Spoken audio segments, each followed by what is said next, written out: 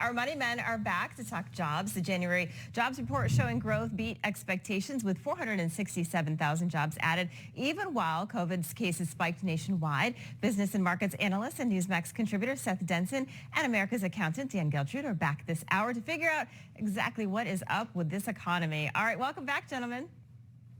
Hey, Allie. It's the million-dollar question, right? Dan, why do you think we saw such a large gain in jobs? Because they weren't expecting this number. No, this came as a total surprise to everyone. All the forecasting was it was going to be a total disaster. So let's be happy that, and I want to emphasize this, jobs were recovered and not created. These are not new jobs. These are just jobs we're getting back. Look, this is the direction we should be going in. There are 11 million job openings in the United States. People need to fill those jobs. So hopefully people are just getting to the point where they feel like, look, this COVID thing, although it was serious, there is a light at the end of the tunnel. Time to get back to work. Yeah, Seth, obviously, as Dan said, this is good news, but they were jobs recovered. Yeah, they absolutely were. And again, I would have loved to have been a fly on the wall in the White House spin room going, uh-oh, like we had this whole thing planned out. Now we got to rethink it. We got actually good news to share. And we'll give them the credit. They didn't screw it up.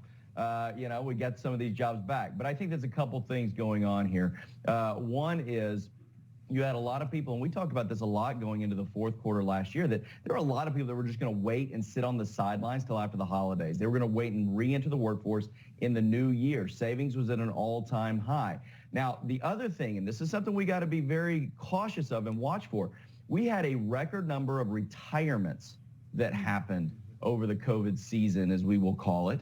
And as a result, we really need to think about how we get new workforce into the market. As Dan alluded to, these are recovered jobs, not created jobs. We got a whole new era of workforce we got to get mobilized. Interesting. Yeah, that's a good point. So Dan, getting those new workers, I know you own a business. I can imagine how tough it is to get people.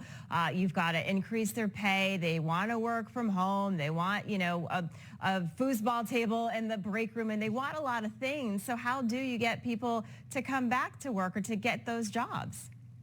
Well, you have to do the best you can and be as creative as you can, because you're competing with so many other employers for this pool of workers. And it doesn't matter what industry you're in. It seems like everyone is really in the same boat. Now, what you do see employers doing to the extent possible is they realize, hey, we cannot have our businesses and our livelihoods tied to our employees and whether they want to be able to come to work. So what you have is that businesses are now moving to rely more on technology, more on artificial intelligence, AI, right? And to the extent outsourcing some of these jobs. So they're left with no alternative. Yeah.